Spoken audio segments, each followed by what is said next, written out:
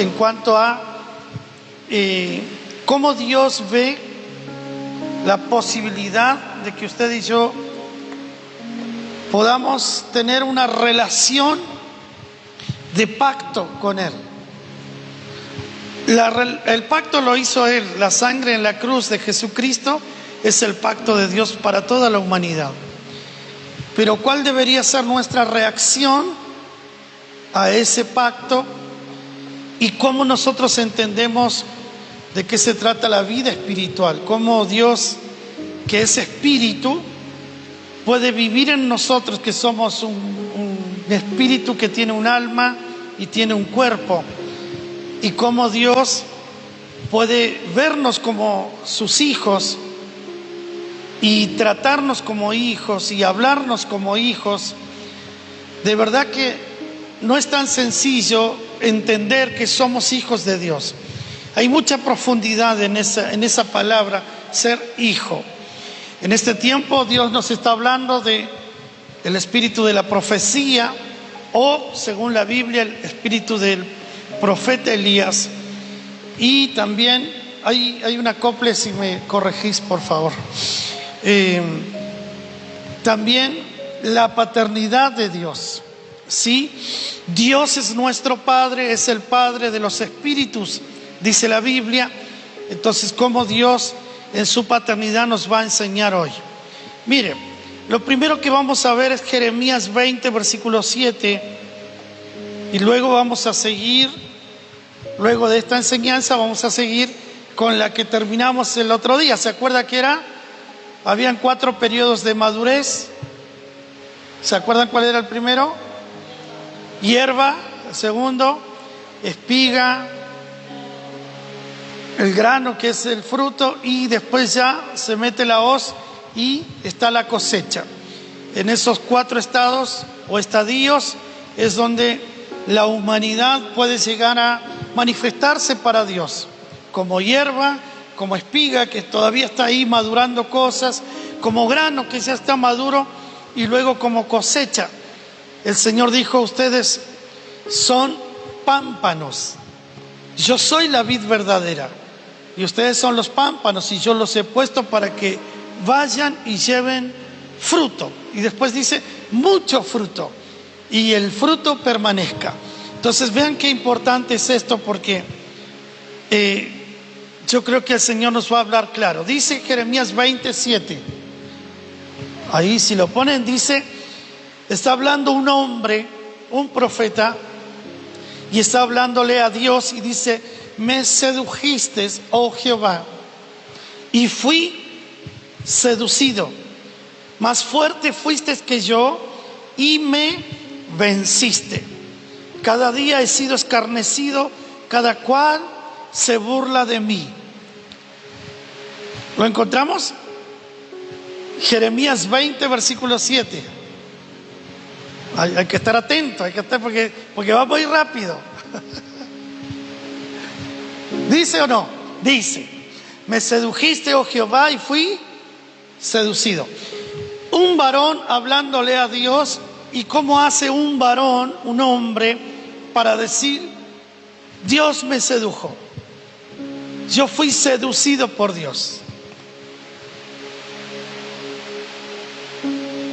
¿Cómo hace usted para entender, sacando toda la carnalidad que puede haber en la palabra seducción, que nosotros la seducción la entendemos únicamente para la carne, pero acá hay un hombre que está hablándole a Dios y dice: Dios, yo sentí que me estabas seduciendo y que fuiste más fuerte que yo y me venciste, me ganaste. Yo fui vencido por tu seducción. Cada día he sido escarnecido, cada día la gente se está burlando de mí. Escarnecimiento es que la gente le hacía la vida imposible. Y dice: cada día se están burlando de mí, me están haciendo la contra. Siguiente versículo, por favor, Marco.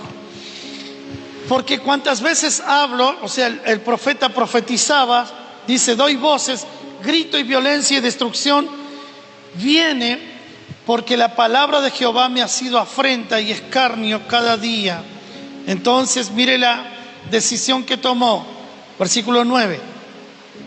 Entonces yo dije, esta es la decisión de un hombre que había sido seducido por Dios, pero que después se dio cuenta que era muy difícil, porque la gente se burlaba de él, la gente le hacía la contra, él profetizaba una cosa, la gente le profetizaba lo contrario, y era como una guerra personal contra el profeta. Entonces, ¿qué dijo el profeta?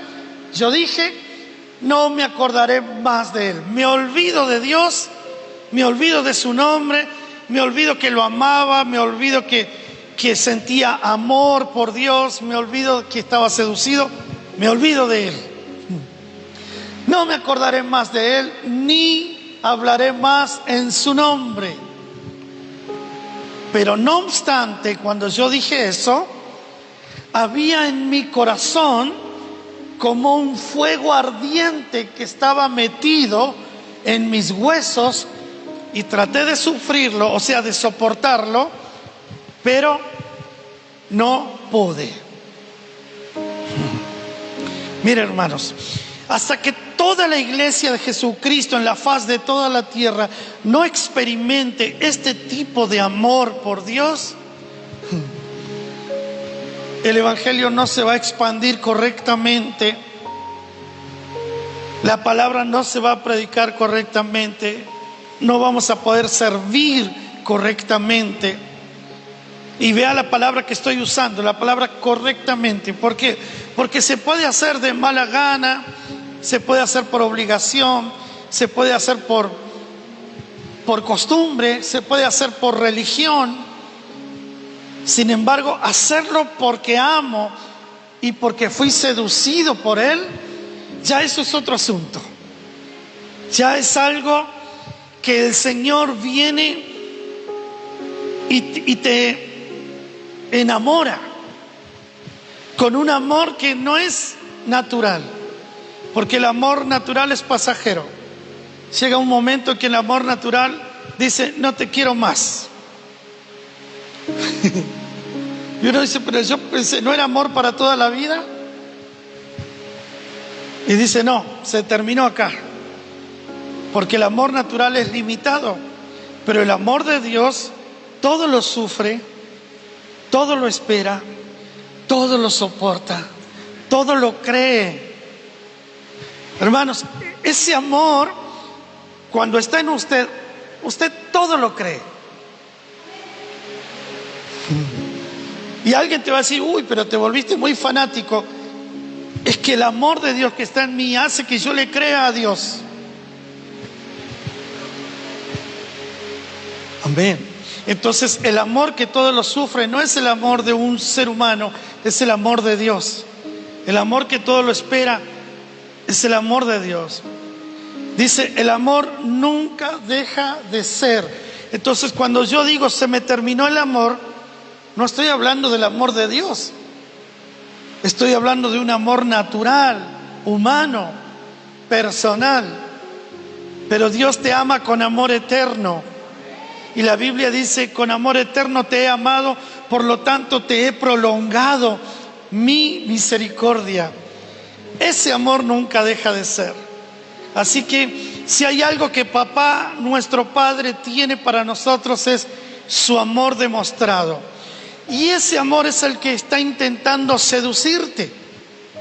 Y eso es lo que vamos a aprender hoy. Cómo permitir que el amor de Dios nos seduzca y poder enamorarnos de tal manera que si alguien diga, no voy más a la iglesia y no me acuerdo más de Dios y no soy más evangelio, aunque digamos todas esas cosas, no podamos soportar el amor de Dios.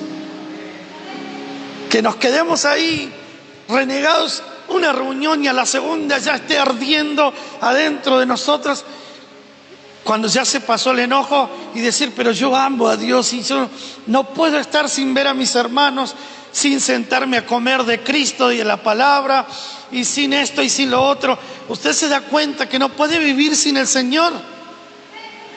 Y eso es porque el amor de Dios está trabajando dentro de usted. Ahora, Tu alma es la que recibe esta seducción. Ahora, vea qué interesante. ¿Por qué?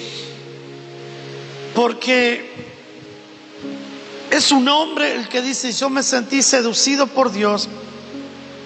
¿Y cómo es que un varón puede ser seducido y enamorarse de Dios y no ver a Dios como en un género masculino? Porque eso es lo difícil, por lo menos acá en Argentina, en Chile, que conozco, en Venezuela, que estuve estos días.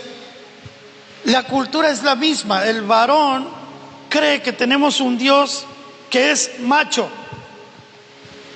Pero la Biblia dice que es varón de guerra.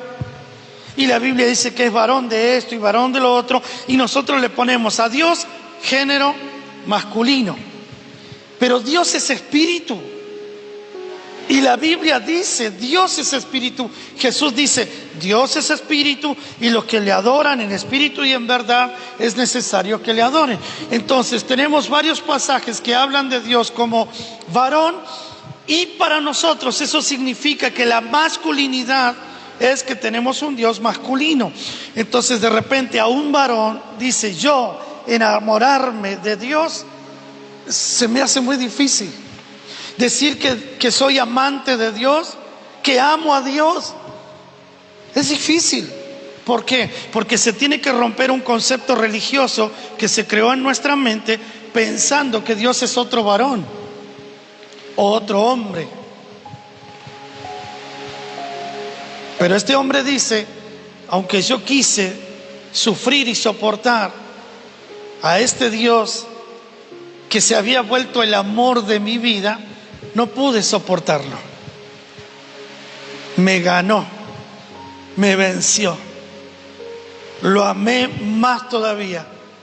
Cuando la gente más se burlaba de mí, más amaba yo a Dios. Ahora, a las mujeres no se les hace tan difícil decir que Jesucristo es el amado de su alma y de su corazón, que Dios es el amado de su vida. Pero a los varones sí que se nos hace difícil esto. Pero ahí es donde el Señor sigue insistiendo para ser Él el amor de nuestra vida. Entonces, este profeta no soportó el fuego que había en su corazón, y ese fuego ardía en sus huesos. ¿Cómo te das cuenta que el amor de Dios está seduciéndote? Porque es más fuerte que tu voluntad. Ya tu voluntad era: con semejante viento no voy a ningún lado. Pero el fuego que ardía adentro era: tengo que ir. Pero si estoy cansado porque recién llegué del trabajo, no voy nada. Pero el fuego adentro es: tenés que ir. Entonces lo que te impulsa y le gana a tu voluntad, a tu estado de ánimo, a tu alma cansada, a tu enojo, a tu tristeza, lo que le gana a eso es el amor de Dios. El amor de Dios, una vez que está dentro de tu vida, no hay nada que pueda detenerte, porque el amor de Dios es más fuerte que cualquier cosa que se levante en esta tierra en tu contra. El amor de Dios vence toda oscuridad, toda tiniebla, toda prueba, toda lucha, toda tentación. El amor de Dios vence todo eso. Miren, no me voy a quedar ahí, voy a avanzar. Santiago 1:13. Vamos, Marquiño. Dice: cuando alguno es tentado, está hablando de un hombre que tiene tentaciones, no diga que es tentado de parte de Dios. ¿Por qué? Porque Dios no puede ser tentado por el mal, ni Él tienta a nadie. Mire qué interesante el versículo 14. Sino que cada persona es tentado cuando de su propia concupiscencia es atraído y seducido. Entonces la concupiscencia, después que ha concebido, da a luz pecado, y el pecado, siendo consumado, da a luz la muerte. Ahora, vean ustedes que usa exactamente las mismas palabras que usó Jeremías: seducción y atracción. me sedujiste y fui atraído, fuiste más fuerte que yo. Pero acá dice Santiago, cuando estás en la tentación, cuando alguno es tentado, no diga que Dios lo está tentando, porque Dios no tienta a nadie y Él no puede ser tentado por el mal. Pero sí nosotros podemos ser seducidos y atraídos por nuestra propia concupiscencia. ¿Qué es nuestra concupiscencia? Es toda nuestra herencia natural de pecado, nuestra herencia de debilidades, nuestra herencia de viejo hombre. La concupiscencia es como la información genética que tenemos nosotros como seres humanos. Eso está en el ADN de cualquier persona. Todos tenemos un viejo hombre o una vieja naturaleza. Todos tenemos información genética hacia el pecado, hacia la tentación, hacia hacer el mal. Entonces, cada vez que Dios te seduce, la idea de Dios es enamorarte de Él. Pero hay una seducción y una atracción que está en la iniquidad o en la concupiscencia de esa información genética que tenemos, donde nosotros somos atraídos y seducidos a nuestras debilidades. Eso significa que hay una seducción que viene de Dios para que te enamores de Él, y hay una seducción que no viene de parte de Dios para que te enamores de tus debilidades. Quedas seducido y quedas atraído a tus mismas debilidades. Entonces me dejo llevar por mis impulsos. ¿Por qué? Porque estoy seducido por mi concupiscencia.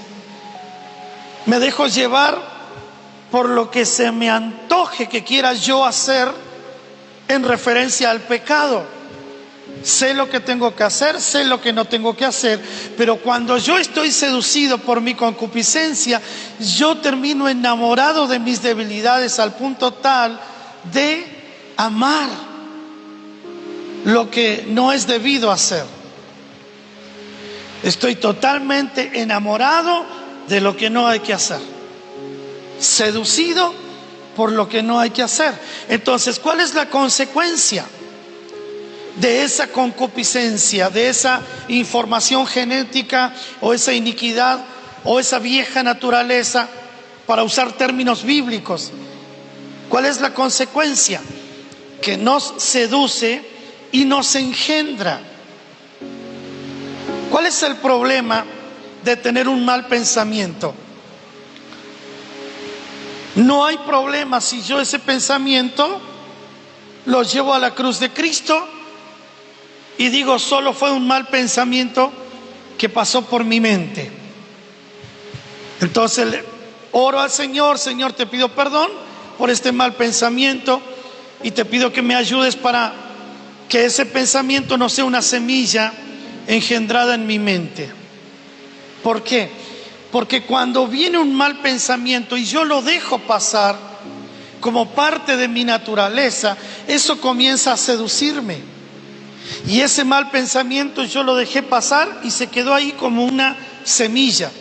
El gran problema es que esa semilla puede brotar, puede echar raíces, puede crecer, y no me doy cuenta de qué manera, por dejar que un pensamiento se asiente en mi mente, termino yo cometiendo el pecado que ese pensamiento me decía que podía cometer. Entonces, el pecado consumado que da a luz muerte no es inmediato, es todo un proceso de cultivo. Es un pensamiento a manera de semilla, una semilla sembrada. Ahí va a ser cultivada, ahí va a ser regada, ahí va a crecer, hasta que eso que la concupiscencia sembró ya engendró. Por eso dice concibe. ¿Ves la palabra que usa? Después que ha concebido.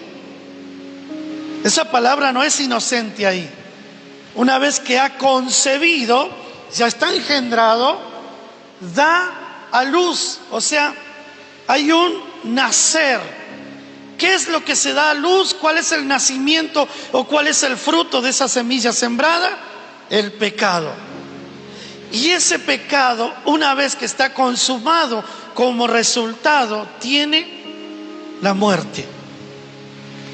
Entonces, el pecado consumado que da a luz muerte puede comenzar sencillamente con un mal pensamiento. Ahora, todos podemos tener un mal pensamiento.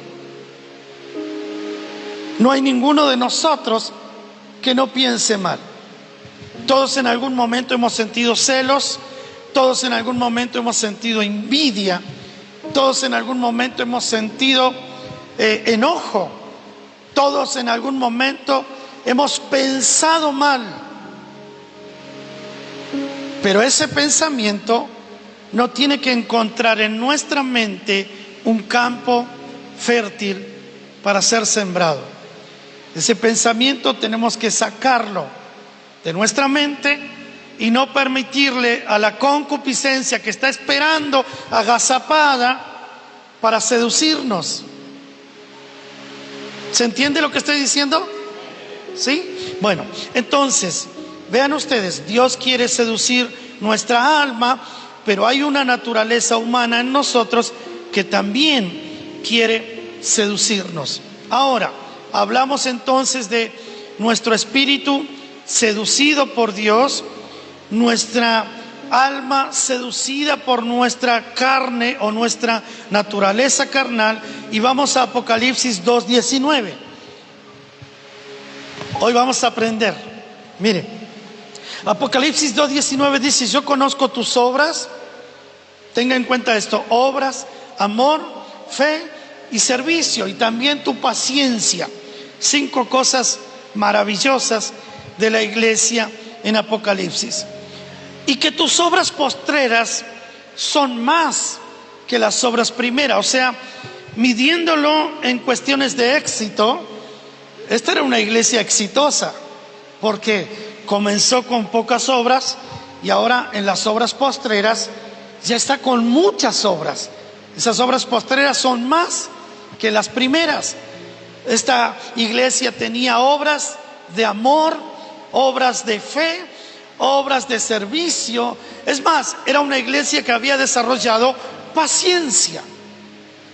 Hermanos, con estas 5 cosas diríamos, era una iglesia maravillosa, tremenda. Pero mire lo que Dios dice, versículo 20: pero tengo unas pocas cosas contra ti, porque aunque tenés esas 5 cosas maravillosas y tus obras postreras son más que las primeras, toleras a esa mujer que se dice profetiza, y que esa mujer enseñe, y otra vez esta palabra, y seduzca a mis siervos a fornicar y a comer cosas sacrificadas a los ídolos. Versículo 21, Dios dice: yo le he dado tiempo para que se arrepienta, pero no quiere arrepentirse de su fornicación. Vean los términos, porque no son inocentes, aunque se está hablando de un espíritu que está operando en una mujer en la iglesia de Apocalipsis. Versículo 22, he aquí yo la arrojo en cama y en gran tribulación, y a los que con ella adulteran. Vean otra vez los términos: fornicación, adulterio, y no se arrepienten de las obras de ellas. Versículo 23, y a sus hijos. Miren, ¿saben lo sorprendente de esto? Acá se le va a romper la cabeza, que adentro de la iglesia habían hijos de Jezabel. Se da cuenta que Dios le está hablando a una iglesia que tiene 5 características maravillosas y que tiene obras postreras que son mucho más que las primeras, pero Dios dice: hay algo que estás tolerando que no está bueno, que en medio de tus obras hay una mujer que se dice profetiza y que está enseñando y está seduciendo Y esa mujer ha desatado fornicación entre mis siervos, ha desatado adulterio entre mis siervos, y hay hijos que tiene esa mujer entre mis siervos, y a sus hijos los heriré de muerte. Y escuche a quién le está hablando al Señor. Y todas las iglesias, no le está hablando al mundo, no le está hablando a los mundanos, le está hablando a la iglesia. Y todas las iglesias sabrán que yo soy el que escudriña la mente y el corazón, y daré a cada uno según. ¡Wow! De repente pareciera que estaba hablando el Señor de una mujer de carne y hueso, manifestada en una iglesia, que se acostaba con todos los hermanitos que pudiera, que fornicaba con quien se le cruzara y adulteraba con quien se le cruzara. Pero de repente Dios aclara el panorama, porque el tema no era tan físico. Dice: yo escudriño la mente y el corazón. O sea que había una fornicación que era mental y era en el corazón. Había un adulterio que era mental y que era en el corazón, por causa de la enseñanza de un espíritu jezabélico. Y acá se pone bueno el tema, hermanos. ¿Por qué? Porque Dios está buscando seducir tu alma, y Jezabel también. Porque el problema acá lo tenían los siervos. Y uno dice: bueno, qué mal, los siervos no, los siervos fornicando y adulterando con la mujer. Pero Dios después empieza a hablar de los hijos de Jezabel y dice: en todas las iglesias van a saber que yo escudriño la mente y el corazón, y le voy a dar a cada uno según su obra. ¿Por qué? Porque Jezabel tenía hijos adentro de la iglesia. ¿Y quiénes eran los hijos de Jezabel que estaban adentro de la iglesia? Los que tenían más obras postreras que las primeras, pero en su mente y en su corazón tenía adulterio y fornicación. ¿Y sabe por qué es eso? Porque había un alma que no tenía pacto con Dios.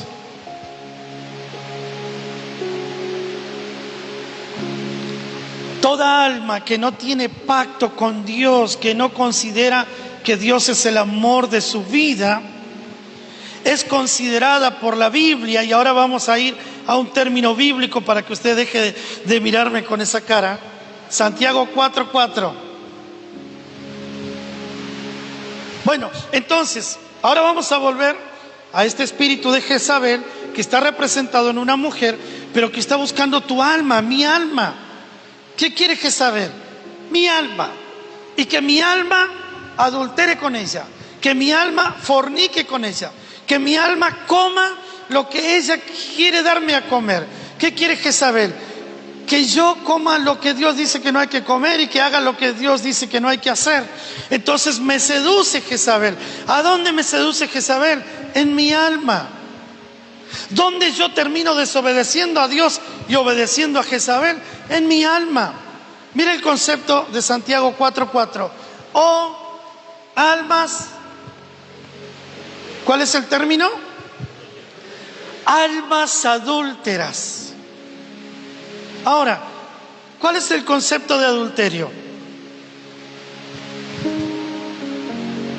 ¿Cuál es el concepto de adulterio? Si yo le digo a usted: ese hombre es adúltero, o esa mujer es adúltera, ¿cuál es el concepto? Que engañó al cónyuge, ¿verdad? ¿Cuál es el cónyuge del alma? Para traer el concepto de almas adúlteras. ¿Ves? Si tu alma no tiene pacto con Dios, si tu alma no puede ver a Dios como que estás unido en un pacto matrimonial, si Dios no logra ser el esposo de mi alma, si no logramos ver el alma y Dios en su amor como un matrimonio, entonces mi alma yo se la puedo rendir a cualquiera, y soy considerado para Dios como un alma adúltera.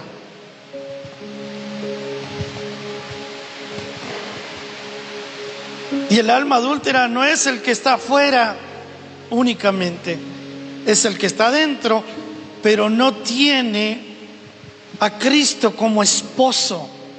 La Biblia dice que Cristo es el esposo de la iglesia y la iglesia es la esposa de Cristo. Ahora, vuelvo al concepto con el que arranqué. ¿Cómo hace un hombre para ver como esposo a Cristo sin ponerle masculinidad?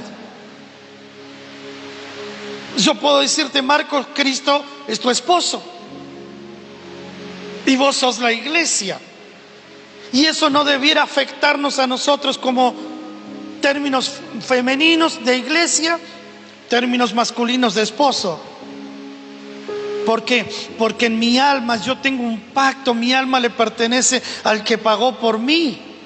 En mi alma, Cristo y mi alma son como un matrimonio.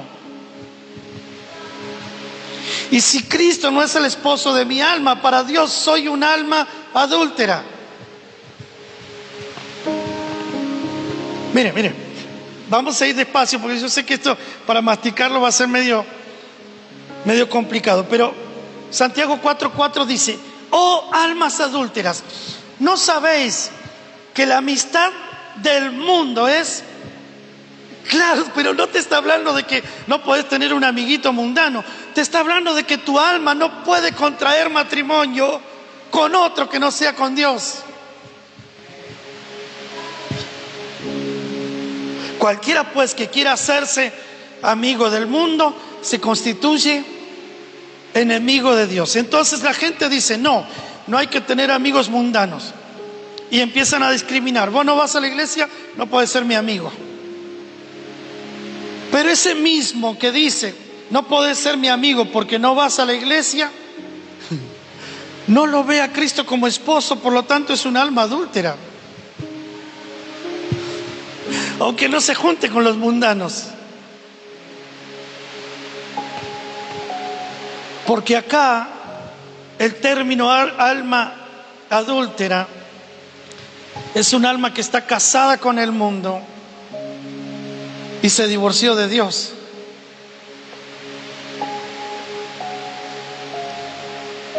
Entonces Jezabel es un espíritu que Dios está denunciando en Apocalipsis, que trabaja en medio de las iglesias, en medio de las obras, el amor, la fe, el servicio, la paciencia, pero que está metida ahí ¿para qué?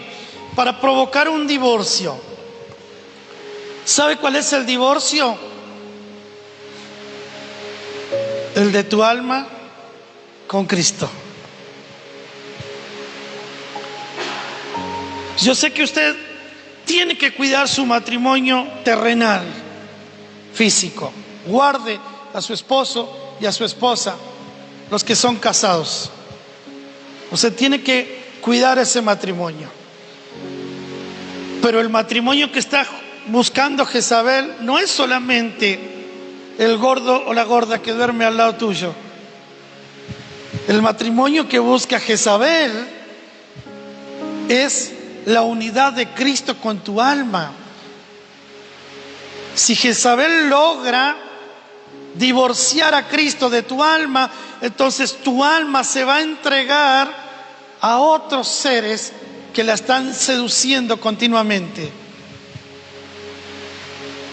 ¿Cómo puede alguien levantar las manos y decir, Dios, te amo tanto, y después decir, me enfrié, ya no amo a Dios, amo otras cosas, me gusta más esto, me gusta más lo otro, ya me distancié tanto de Dios, dejé de orar, dejé de cantar, dejé de congregarme, dejé de hacer... Hermano, eso es un alma adúltera, se divorció de Dios y se casó con otras cosas que no son Dios, con el Dios de este siglo, con Mamón, con el Dios de las riquezas, con el amor a sí mismo. Unió su alma en matrimonio a otras situaciones y prioridades que no tienen que ver con su creador.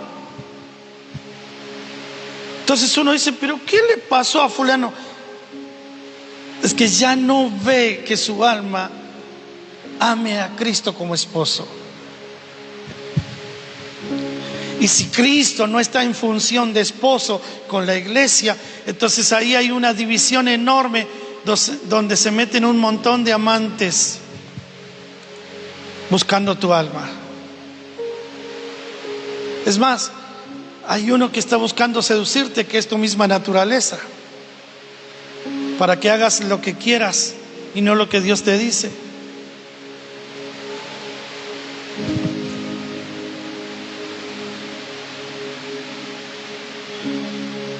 Mateo 12:39.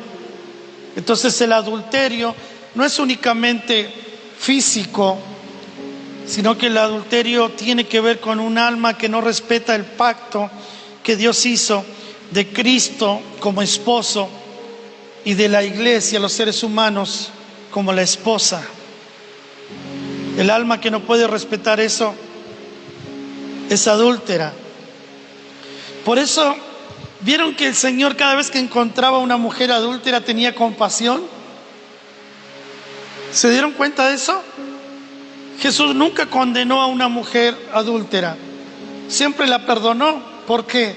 Porque esa mujer adúltera representaba el alma de toda la humanidad. Miren lo que dice Mateo 12:39. Jesús respondió y le dijo: esta generación es mala y adúltera. Esta generación demanda señal, pero la señal no le será dada, sino la señal del profeta Jonás. Entonces acá no es únicamente Santiago, que era un hombre de la ley, llamando almas adúlteras. Acá hay un Jesús diciendo: esta generación es mala y adúltera. Una generación adúltera es una generación en la que le tocó nacer a Jesús, donde todos tenían la vieja naturaleza, el primer Adán, y todos estaban divorciados de Dios. Pero Cristo se entregó en la cruz, ¿para qué? Para pagar el precio por la esposa, y ahora Él ser el esposo. Entonces tu alma ya tiene esposo después de la cruz, aunque sabemos que las bodas del Cordero van a ocurrir cuando Cristo venga. A ver, habla con el que está al lado tuyo, decirle: tu alma ya tiene esposo, es Cristo. Amén. ¿Le parece difícil entenderlo o no? ¿Vamos bien? Es una cuestión de naturaleza emocional.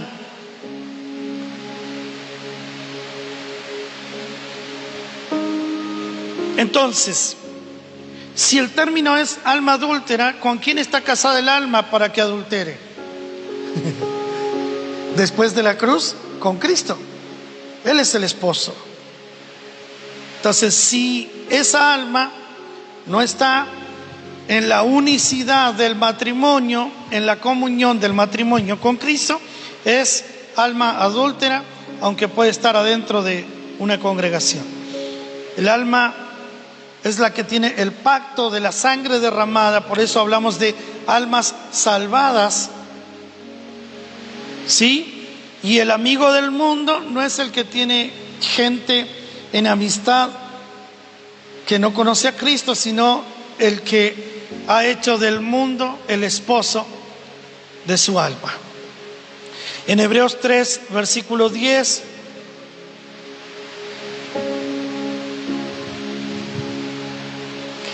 está hablando el Señor de una generación antes de la cruz, la misma que le dijo generación mala y adúltera. Dice: a causa de lo cual yo me disgusté con esta generación. ¿Por qué Dios se disgustó con esa generación? Y dije: siempre andan vagando en su corazón y no han conocido mis caminos. ¿Ves? Una generación sin el pacto de la cruz no puede entender que el alma es un matrimonio intrínseco.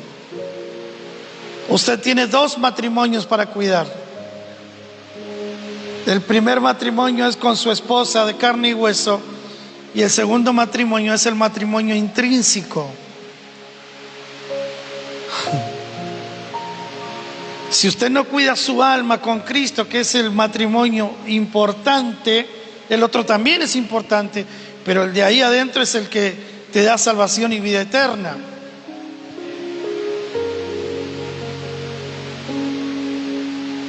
Entonces Dios está mirando cómo cuidas tu matrimonio interno.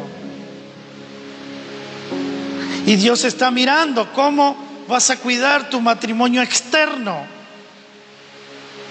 El externo es con el que te acostás todas las noches y te levantás en las mañanas. Ese es tu matrimonio externo. Pero el matrimonio interno es tu alma en relación de pacto con el esposo, que es Cristo.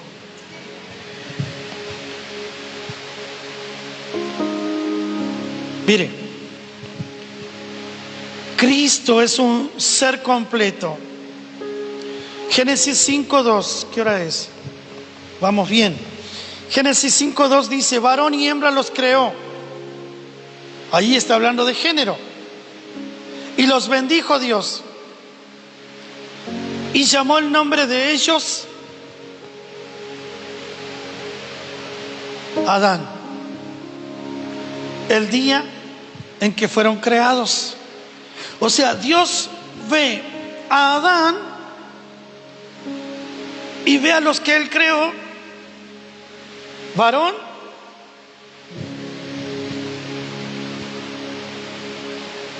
¿dice o no? Me está mirando como extraviado. Dice que Él los creó, varón y hembra, y después a los dos los llamó Adán. ¿Por qué? Porque Adán es un término y un concepto completo. Eva estaba en Adán. Dios durmió a Adán, tomó de él el tesela, el hueso, y creó a la mujer, pero la mujer ya estaba dentro de Adán, en un ser completo. Y eso no significa que Adán era homosexual porque tenía una mujer adentro. Esto es un asunto de algo íntegro y completo, donde Dios había encerrado en Adán los géneros. Entonces dice, los creó varón, los creó hembra, y a los dos los llamó Adán. Este misterio de que como ser humano el varón y la mujer estaban adentro de Adán, como ser humano,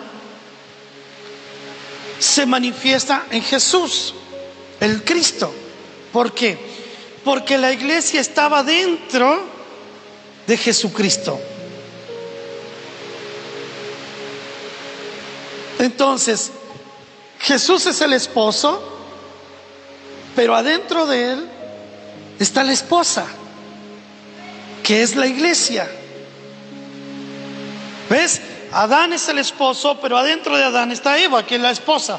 Bueno, Jesús es el esposo, es Cristo, pero adentro de él está la iglesia. De él nace la iglesia. Cuando él va a la cruz, muere, al tercer día resucita, y a partir de ahí nació la esposa, que estaba dentro del esposo. La historia se repite nuevamente. Dios durmió a Adán, tomó a Eva. Dios durmió a Jesús y tomó la iglesia. ¿Vamos bien? Todo esto es para que usted sepa que tiene un matrimonio intrínseco. Y si usted se está haciendo problema por el matrimonio externo, atienda al intrínseco, porque ahí... Porque uno se pregunta, ¿y ahora que estoy divorciado, qué hago? Al juicio, al infierno. Me voy a perder. ¿Qué hago con el propósito? No, volvámonos a casar, porque si no nos casamos no puedo cumplir el propósito. Mire, si no atiende el matrimonio intrínseco no va a cumplir ni un propósito.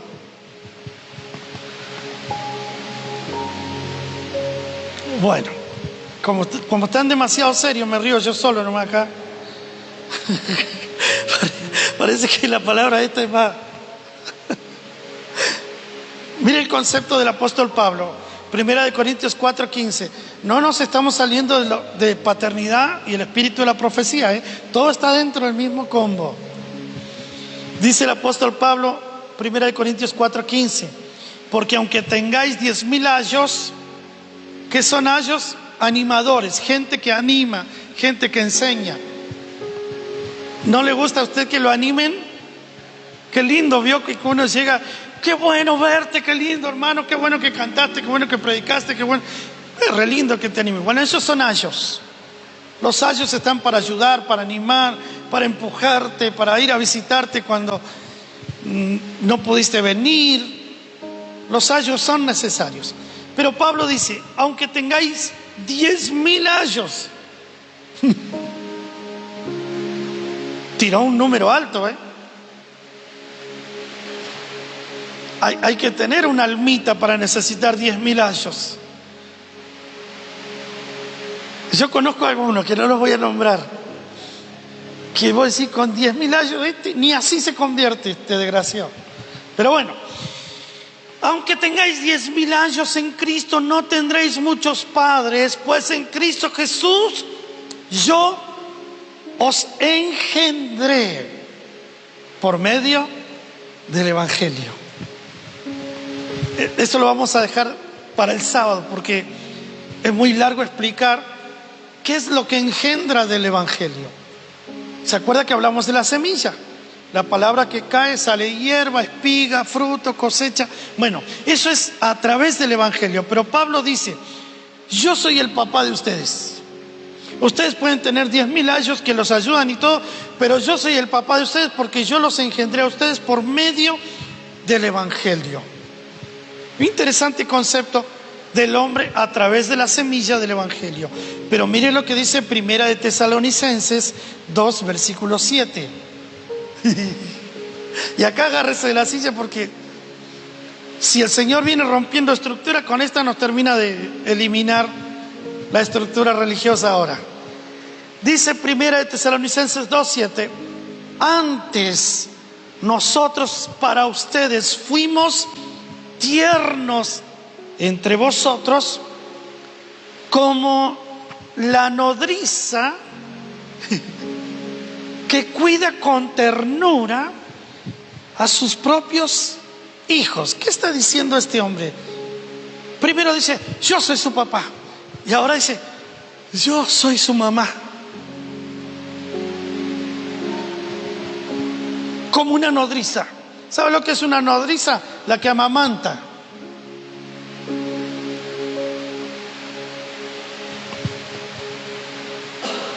¿Ves que este hombre no tiene problemas con el género? Para decir, espiritualmente, yo tuve que sustentarlos a ustedes con ternura, como una nodriza lo hace con un niño. El mismo que dijo en algún momento, yo soy su padre. Y ahora está diciendo que es como una nodriza, tierna.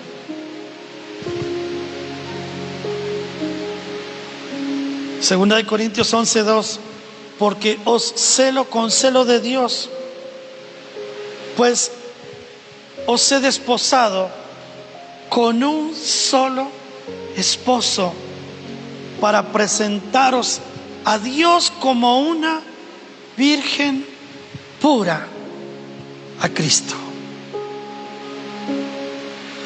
En otras palabras, Pablo dice, mi única función sobre ustedes, aunque como un padre espiritual y como una madre espiritual o como una nodriza espiritual, mi única función fue que ustedes tengan un pacto matrimonial con Cristo. Mi única finalidad, dice el apóstol Pablo, es que ustedes se presenten como si fueran una virgen pura a Cristo. No los he desposado con nada más. Cuando se habla de matrimonio, Pablo dice, ustedes son esposa de uno solo, de Cristo. Por eso el pastor no puede ser el esposo de la iglesia. No sé quién inventó eso, hermanos, pero se ve que no había leído la Biblia el que inventó eso. Ningún pastor puede ser el esposo de la iglesia, porque el esposo de la iglesia es Cristo.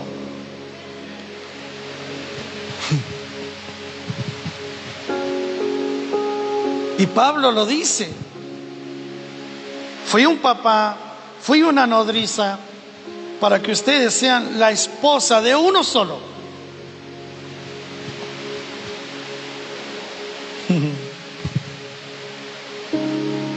Ya nos vamos a casa. Segunda de Corintios 11:3, el último versículo por esta noche. Pero me temo que como la serpiente, está hablando del diablo, Satanás, esa es la serpiente. Me temo que como la serpiente con astucia engañó a Eva, vuestros sentidos, ahí está hablando de tu alma, sean de alguna manera extraviados de la sincera fidelidad a Cristo. En otras palabras, el apóstol Pablo le está diciendo a la iglesia de Corintio: en el principio la serpiente fue a buscar a Eva para engañarla, ahora va a buscar tu alma. Ya engañó a Eva y le funcionó. Ahora busca tus sentidos. Ahora está buscando tu alma. Porque si la serpiente ahora logra engañar tu alma adultera contra Dios, se quiebra la comunión.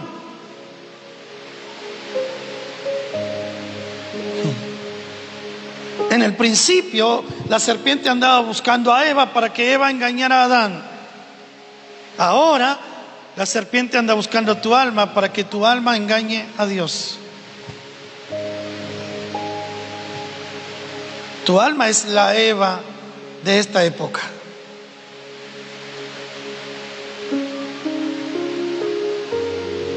Entonces, ¿qué está buscando Jezabel? Tu alma. Cada vez que en la Biblia aparece una mujer haciendo mal, es nuestra alma.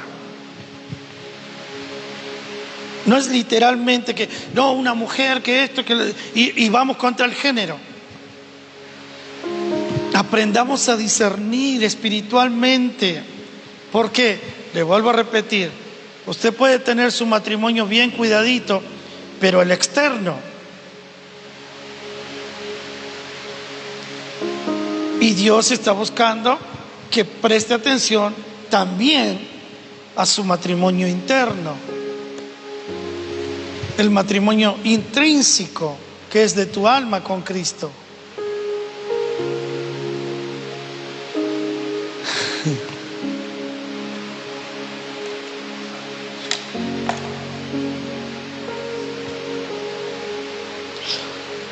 Si en el 2026 nosotros no logramos discernir el concepto de almas adúlteras,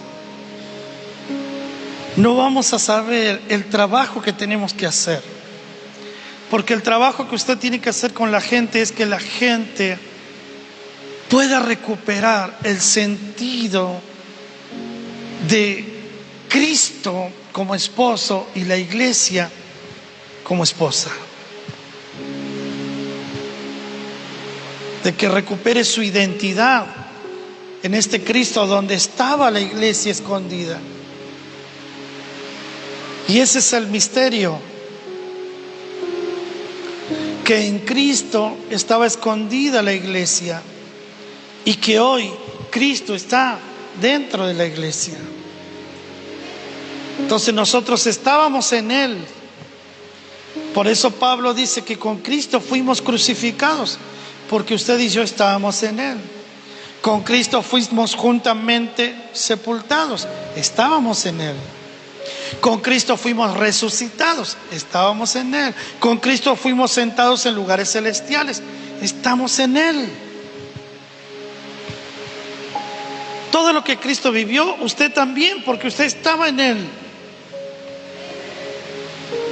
Y sigue estando. Entonces, donde está Cristo, está usted. Y si Cristo está sentado a la diestra de Dios, ahí está usted. Por eso Pablo dice, si ustedes han resucitado con Cristo, pongan las cosas, la mira en las cosas de arriba, donde está Cristo sentado a la diestra de Dios, y no pongan la mira en las cosas de la tierra. ¿Por qué la Biblia aconseja eso? Porque donde está Cristo está usted.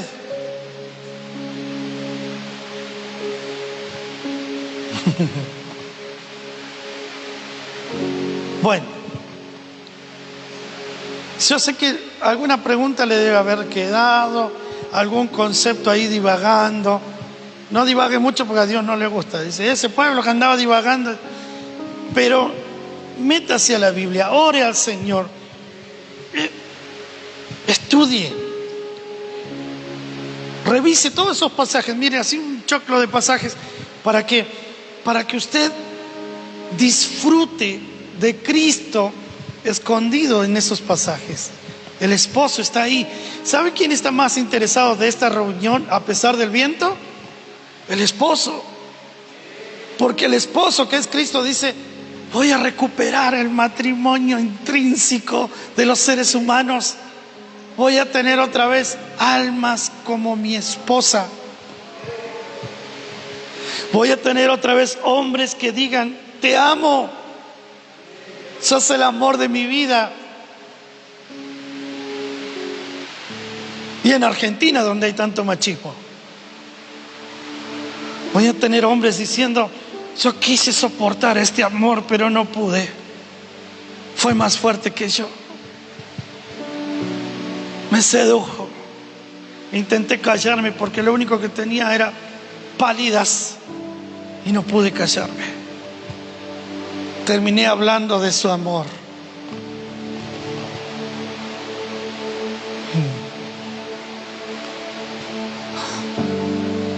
Ahora entendemos que Jezabel no es la hermanita que quiere sacarte el marido. Jezabel es la que está intentando separar tu alma del esposo que es Cristo.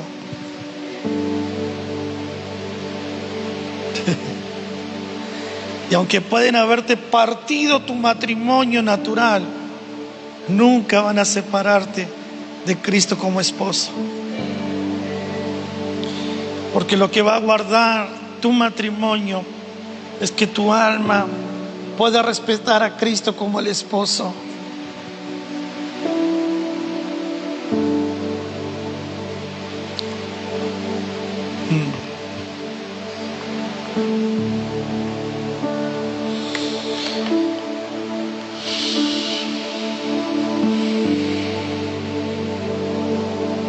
Todos los problemas de idolatría están en el alma adúltera. Cada vez que el alma idolatra, adultera, cada vez que el alma pone a otro Dios en su corazón, es un alma adúltera. Cada vez que el alma le dice, mira Dios, en este asunto vos no sos mi esposo. En este asunto yo me muevo en mi carne. Es un alma adúltera. Y adulteramos con cosas tan insignificantes ante la grandeza de Dios. Realmente necesitamos arrepentimiento genuino, porque hemos rendido nuestra alma a cosas que ni se comparan a nuestro amado.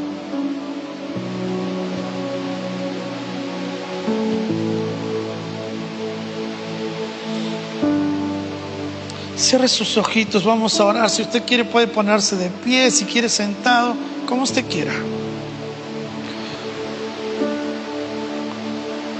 Espíritu Santo,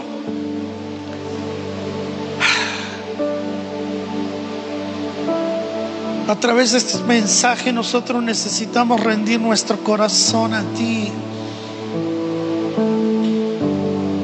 y recuperar ese matrimonio intrínseco donde Cristo es el esposo y la iglesia, que somos nosotros, es la esposa. Nuestra alma necesita reconocerte como autoridad, Señor. Nuestra alma necesita reconocerte como la cabeza de la iglesia. Nuestra alma tiene que rendirse en obediencia, porque hay muchas cosas que no nos gustan, hay muchas cosas que son difíciles de asumir, de asimilar, de superar. Nuestra alma, Señor, se distrae en un montón de cosas. Nuestra alma tiene una naturaleza de adúltera y se va continuamente detrás de dioses ajenos, porque hay una naturaleza que nos inclina a no respetarte a ti como nuestro esposo. Pero viene el tiempo y llegan los días donde nosotros te reconocemos como el esposo y reconocemos que hay un pacto de nuestra alma contigo, Señor, donde no queremos fallarte, no queremos mentirte, no queremos, Señor, traicionarte, ni decirte cosas con nuestra boca que después no vamos a cumplir. No queremos prometer cosas que después no vamos a hacer. No queremos ser extraviados, Señor, de la sincera fidelidad a Cristo. Porque como iglesia y como humanidad, aún nuestra alma come cosas instruidas por Jezabel. Aún nuestra alma no logra limpiarse de la contaminación. Por eso Jezabel, aún en tiempos de apocalipsis, tiene hijos en medio de una iglesia con paciencia, con amor, con obras, con fe. Pero que no es suficiente tener todo eso si nuestra alma no discierne que Cristo es nuestro esposo. Y que fuimos comprados con precio de sangre en la cruz del Calvario.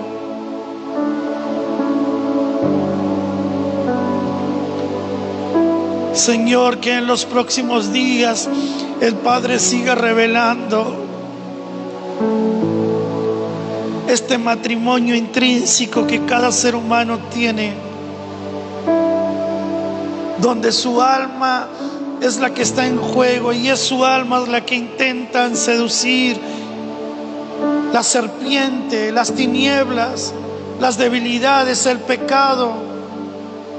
Pero el mismo Dios está intentando seducir esa alma con amor eterno. Y que nuestra alma pueda reaccionar y enamorarse profundamente de ti, Señor, y de tu palabra, para servirte, para obedecerte, para entender el llamado, para entender el propósito. Te pertenecemos, Señor. Te pertenecemos, Señor. Póngase en pie, iglesia. Acérquese a alguien para orar antes de irnos. Espíritu Santo, declaramos el poder de tu Espíritu manifestando, Señor, este señorío del matrimonio que es tan espiritual y es tan poderoso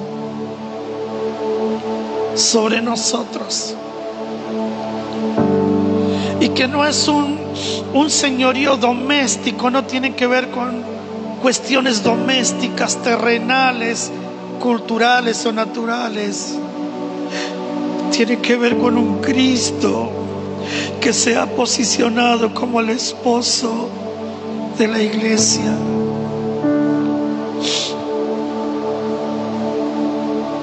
Oh, bendito seas. Bendito seas. Aquel que te llamó de las tinieblas a su luz admirable. Es el que resplandeció en tu corazón. Ese es el esposo. El que te arrebató como un tizón arrebatado del infierno. Ese es tu amado. Ese es el amor de tu vida. Aquel que se entregó en la cruz. Ese es el amor de tu corazón. A Él se rinda tu corazón. A Él se rinda tu amor. A Él se rinda todo tu ser, toda tu voluntad. A Él se rinda todas tus fuerzas. Que delante de Él te quedes sin fuerzas. Que su amor pueda vencerte. Que su amor no solo pueda seducirte, sino que pueda ganarle a tu alma. Que esa alma en rebeldía, en hastío, en cansancio, pueda ser vencida por el amor que te ha enamorado para servirle. Oh, rebajaya rababasa, Cordero Santo. Cordero Santo, tú eres digno, Cordero Santo. Tú no solamente vas a sanar los matrimonios terrenales, tú vas a sanar el matrimonio intrínseco en el ser humano. Tú estás sanando el matrimonio intrínseco en cada habitante de la tierra. El espíritu del profeta Elías y la paternidad de Dios están trabajando incansablemente para constituir este misterio glorioso.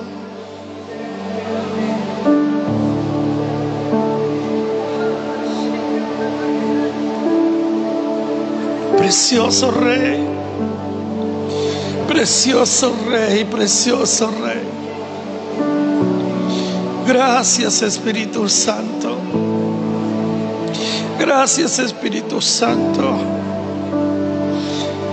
Porque cada vez que perdonaste a una mujer adúltera, estabas viendo el alma de la humanidad. Gracias, Señor, porque nunca nos condenaste.